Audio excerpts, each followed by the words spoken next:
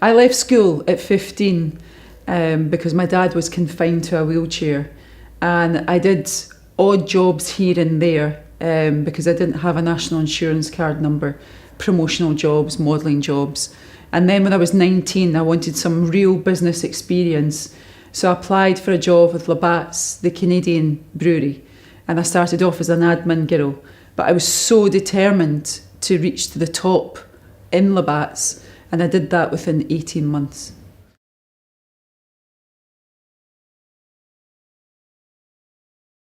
I got made redundant when I was 24, just when I had my second baby. I have 3 kids now. And I was devastated, absolutely devastated that I was made redundant.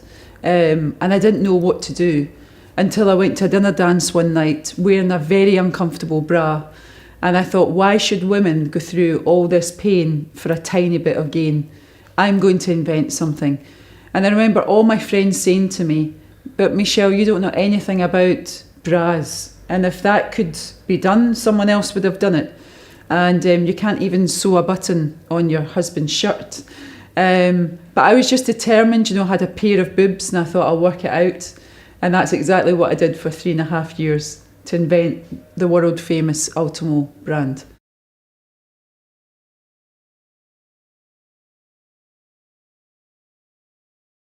Constant innovation, and innovation is key to any business success, I believe. We came up with 17 worldwide inventions and about 105 design registrations. And we always gave the retailer something different to get the footfall into their stores. And we did all the marketing for them, and we built the brand Bible for them. And we did everything because I do believe that that's the way for major success, sell out, and then you receive more orders. So we were constantly being different to all of our other competitors, which is key.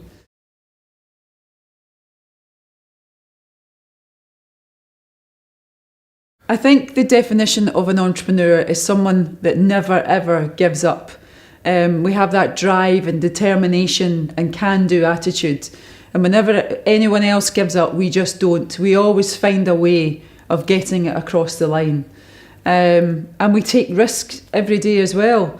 And we put everything into it. Our whole personal lives go into the business as well. But I would never give it up for anything.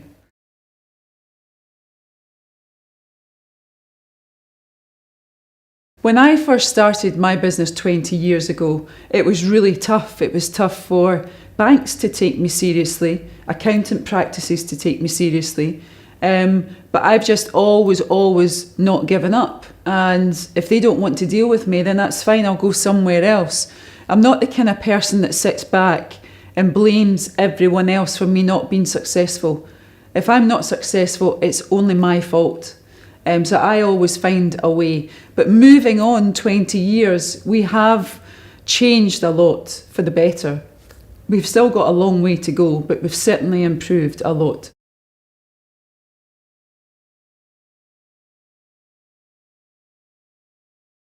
Well, I think some of the quotas on the board really does help. I also feel that networking events is good as well, because traditionally guys have their golf and their cricket and their football and their rugby, whereas women don't traditionally have events like that you can go as a business and personal too. So I think creating business networking events for women and mentoring. I mentor about over 100 people at the moment. I think mentoring is key. I mentor groups of people, corporate companies and individuals. And I just see their life changing when it comes to even their weight and their looks and their presentation and their marketing skills and their confidence more than anything, their confidence. Because once you get your confidence, then nothing will stop you.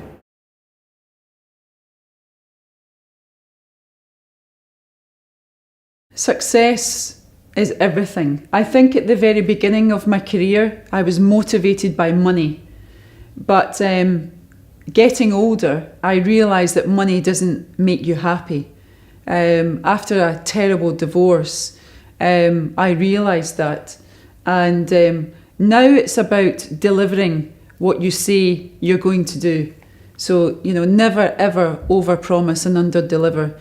And success to me means that everyone that I've promised to deliver a certain business task or, to go and do an event, I just don't want them just to be happy. I want them to be extremely happy. And then I feel that's success.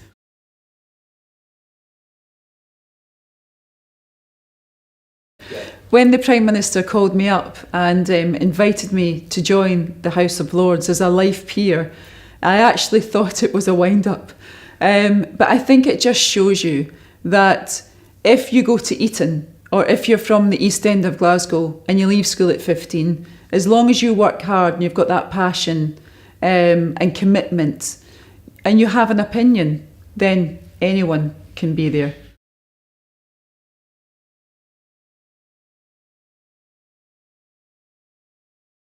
I started speaking about 10 years ago just for some charity events, and I loved it so much. I love engaging with the audience and seeing what they're passionate about and see, what they want to hear about. I always do my speeches. I've got about 10 speeches on different areas, but there is one that covers everything, just, life and healthy body, healthy mind equals healthy business. And, after losing 8.5 stone and I run every day, I really do think that has made a huge difference to my life and the business as well. So I give an overview of, life is not perfect, but here's how you can make it even better in all the areas in your life because they all join up.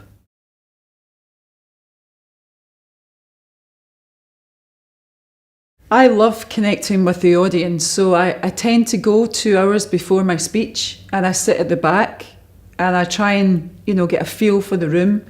I do a conference call with the organisers, maybe a few weeks before that. What are you trying to get out of the event? And I make sure I deliver. And just about every single speech I've done, everyone stands up. I witnessed some people in the audience crying, full of laughter and on the edge of their seats, because really it's a true story, and I think that everyone relates to it in different areas because they've all had the same sort of experience as well. And I suppose it shows the audience that, if you're going through this or you want to do this, this is how you do it. And basically, if you are going through this, it's normal. Everyone does. And I always think that, as Rafiki says in The Lion King, it's the circle of life. We all go through these emotions at some stage in our life. And my aim is to leave that stage and to make them feel I can do it, to make them feel uplifted and determined.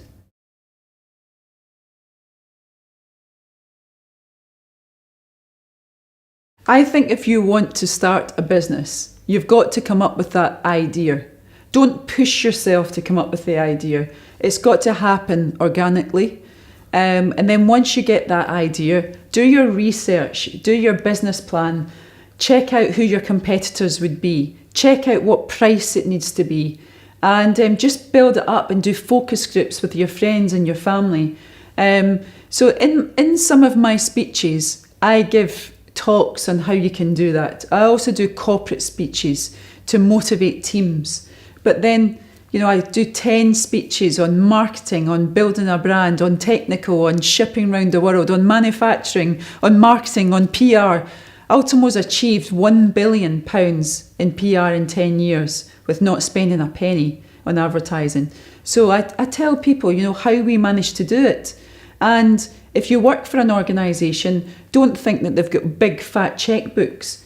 Go to your line manager, go to the company owners, or if you are a company owner, think outside the box. The least money you have, the more creative you become.